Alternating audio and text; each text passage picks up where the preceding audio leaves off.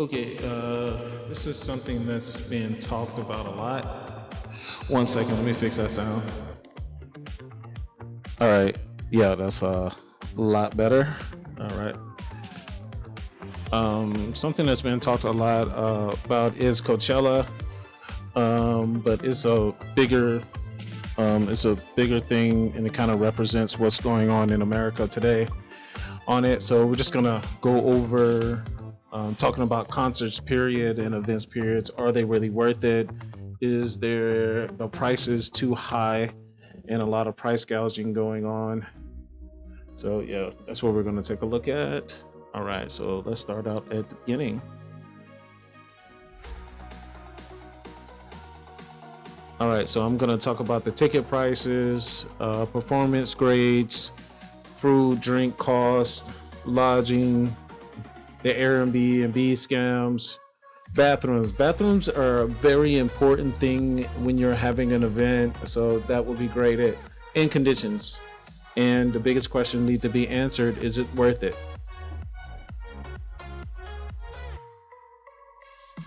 Okay, why does topic matters? Because people want to be around other people. They want to go to events for entertainment. It is a big thing and a big need for any society. No matter where you go, there are societies. Everybody wants to have a festival, and that's basically what these concerts are.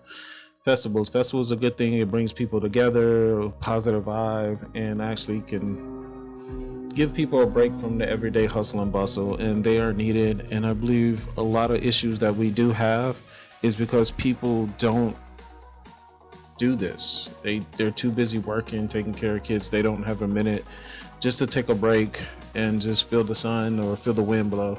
And that's what a concert is, just out time with your friends feeling the wind blow. Yeah, and concerts used to be affordable entertainment.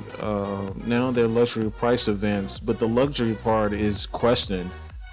Fans have reported scams, poor conditions, inflated costs, and this year's Coachella was a perfect example for that.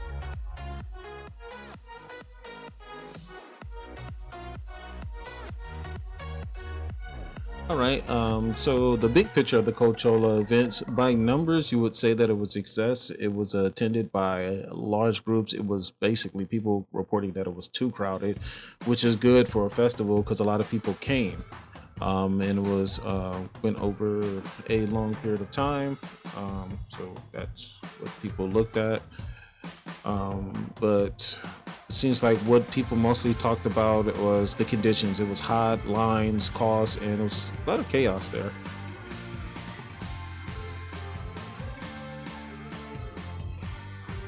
Okay, first we're going to talk about some of the performers. We had people like Lana Del Rey, who people said that she did a pretty good job. We had Tyler the Creator. They said he was more so into production, and that's what Tyler the Creator is. He's mostly production, a great production.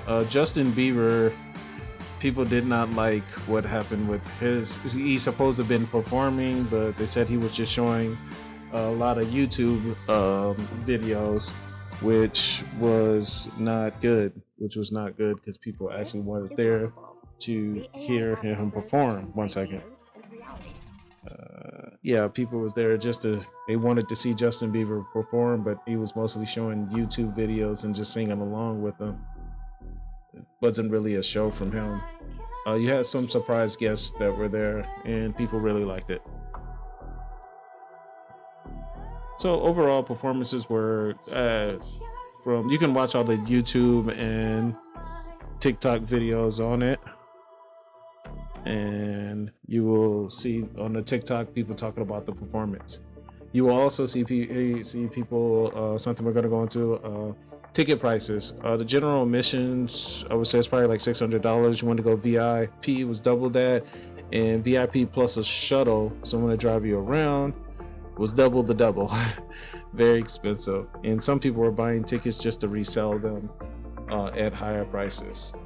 It was in Georgia where it had long walks. People talked about long walks, no shade. That was a big complaint, no shade, and a bunch of long lines that people had to wait in. And it seemed like they were engineering for everybody to pay for VIP. If you did not pay for VIP, you were in very bad shape. And VIP really wasn't VIP.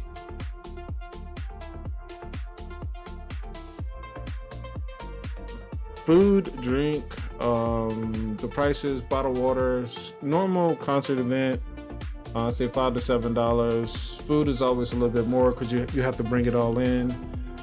Specialty meals, that's something that's going to be expensive. In that heat and that weather, I don't think anybody should have been drinking beer or drinking, but it's a concert, so people are going to be doing it.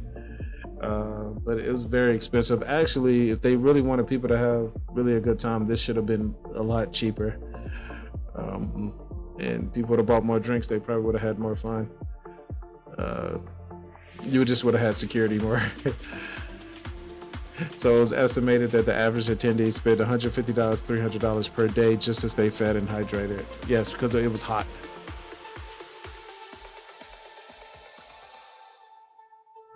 And as I stated earlier, bathrooms. There was a lot of complaints about the bathrooms. They had inconsistency in cleanliness, and there was long lines. And that's mostly the female line. You always see the women waiting in line. The heat exposure, it was very warm out there, but there was also no shade. I know you can't control the temperature outside, but they could have brought in tents for people to stand under to get out of the sun. Also, they could have had the coolers outside where they pump water into the coolers, where you pump water into the machine and is misting cool water vapor into the crowd, cooling people down, creating cool breezes and stuff like that. That was a big complaint. Lodging, the usual hotels were set up, but usually the hotel price goes up because a lot of people are trying to go in. So when hotels get booked very quickly, the price goes up for it. Even at the budget motels, it was ranging from $350 to $500 a night on there.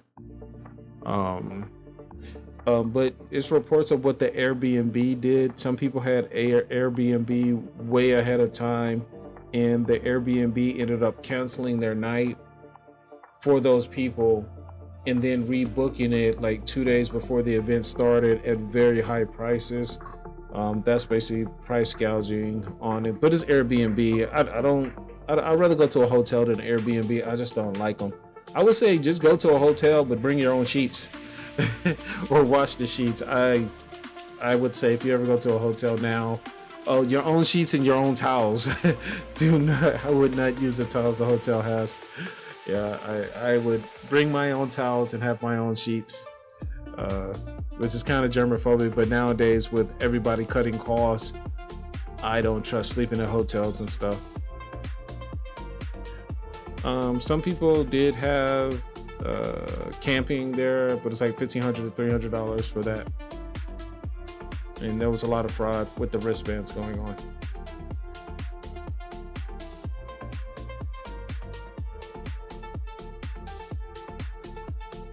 Yeah, and I just talked about this, the Airbnb scam, fake listings with stolen photos, last minute cancellation, shared rooms disguised as private.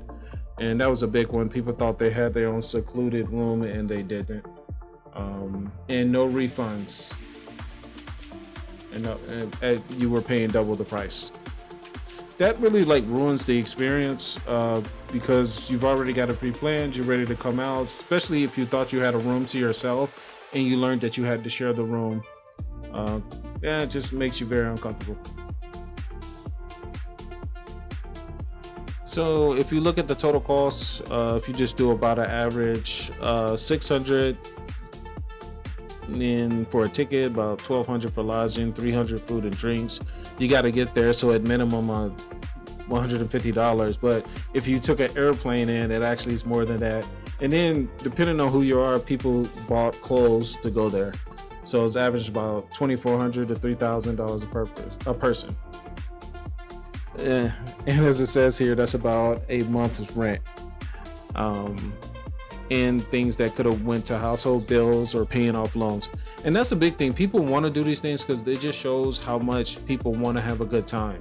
They're willing to spend this much money to have a good time. And even though right now the economy is not doing well, if people are willing to spend this much money, then the person putting on the event can at least make sure that is an it's a good time. And that's what these event planners, they're not focusing on.